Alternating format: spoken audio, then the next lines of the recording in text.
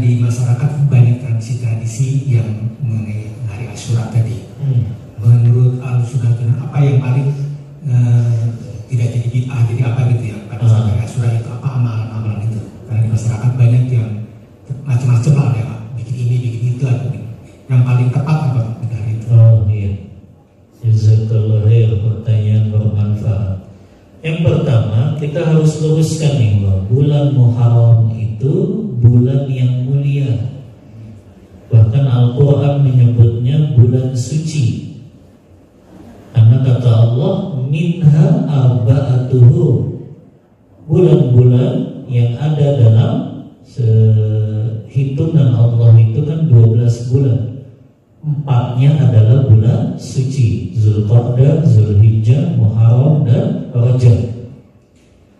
Maka bulan suci itu beda perlakuannya, karena Allah sebut dalam surah At-Taubah ayat 36, fala tazlimu fihinna anfusakum, jangan kalian zalimi diri-diri kalian khusus di bulan-bulan haram ini. Maknanya harusnya bulan Muharram itu memperbanyak amal soleh dan menjauhi maksiat dan dosa. Adapun di hari Asyuranya kita dianjurkan berpuasa.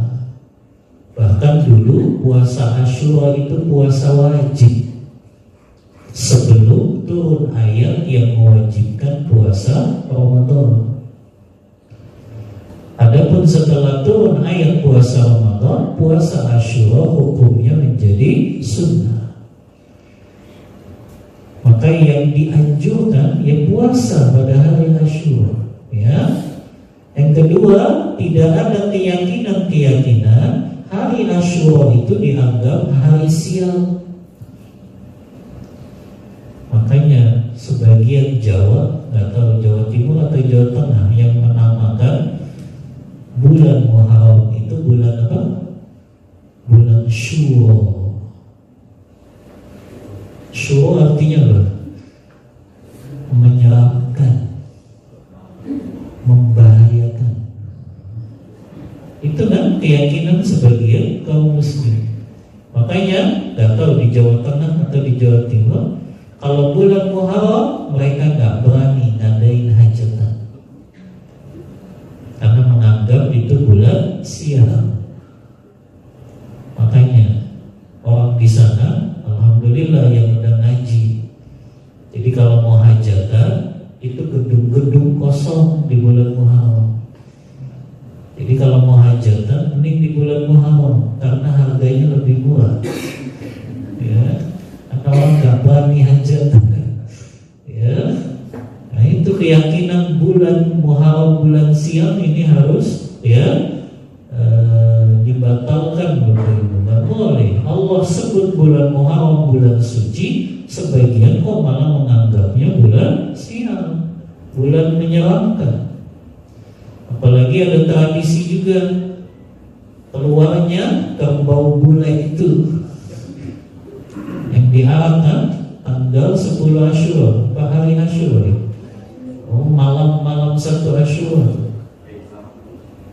keluar ingat kerbau bulenya yang katanya Kiai Selamat. Katanya sih dulu ada orang masuk ke goa, keluar kerbau.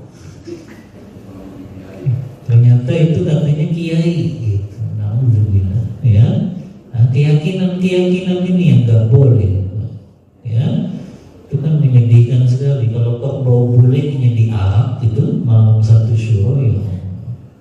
Orang berebutan kotorannya, dianggap keberkahan.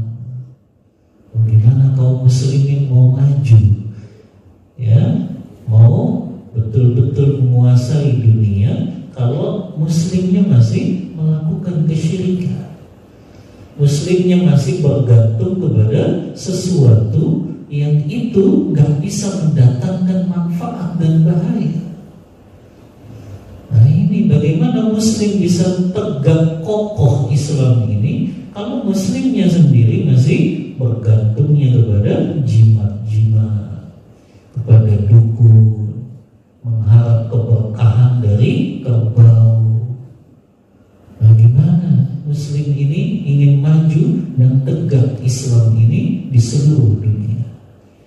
ini Pak, akidah ini yang harus diluruskan, ya. Makanya Rasulullah bersabda, at-tiyaratu syirkun, at-tiyaratu syirkun. Menganggap sial sesuatu itu kesyirikan. Menganggap sial sesuatu itu kesyirikan.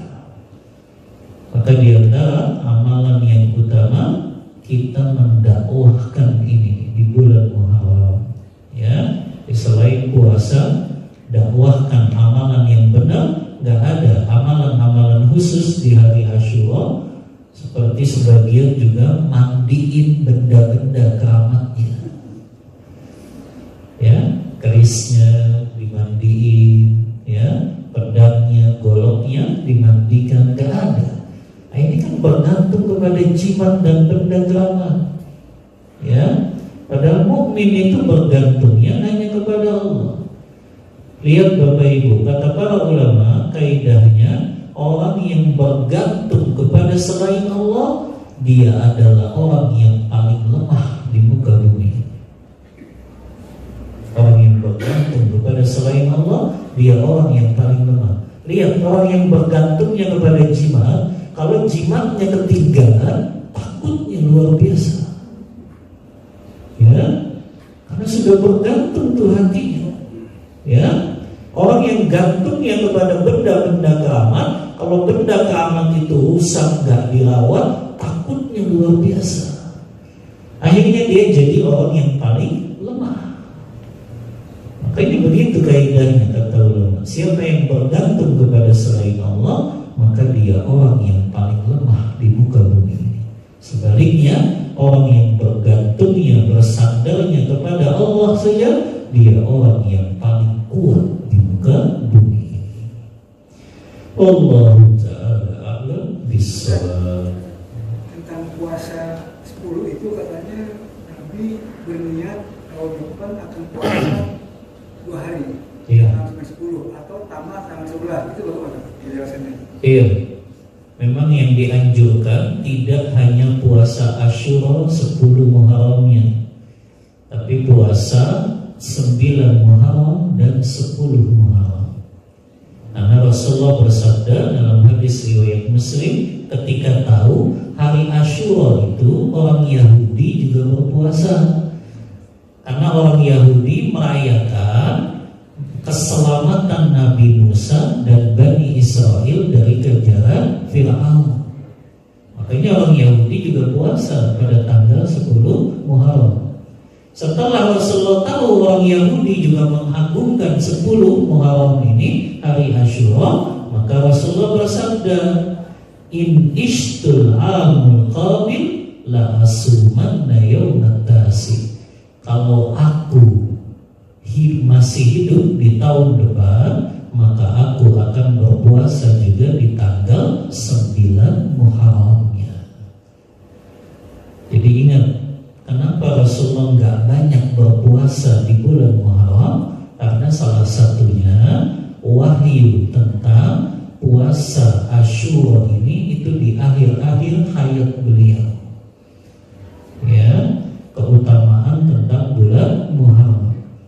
Makanya ketika tahu orang Yahudi mengagungkan ini, beliau ingin menyelisihi orang Yahudi dengan cara puasa tanggal 9 dan 10-nya. Adapun hadis yang menyatakan puasa juga tanggal 11 Muharramnya, hadis ini diperselisihkan para ulama. Tanggal 11 Muharram. Jadi sebetulnya yang afdal cukup 9 dan 10 Muharram, ya.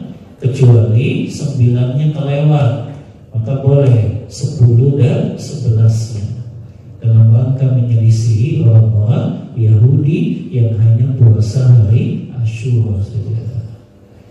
Allahu ta'ala a'lam bishawab. Kita cukupkan kajian kita pada pagi hari ini. Mohon maaf bila ada kata-kata yang kurang berkenan di hati Bapak dan Ibu semuanya. Wassallallahu ala nabiyyina Muhammadin wa ala alihi wa sahbihi wasallam. Kita tutup kajian kita membaca doa kafaratul majlis. Subhanakallahumma wa bihamdika asyhadu an la ilaha illa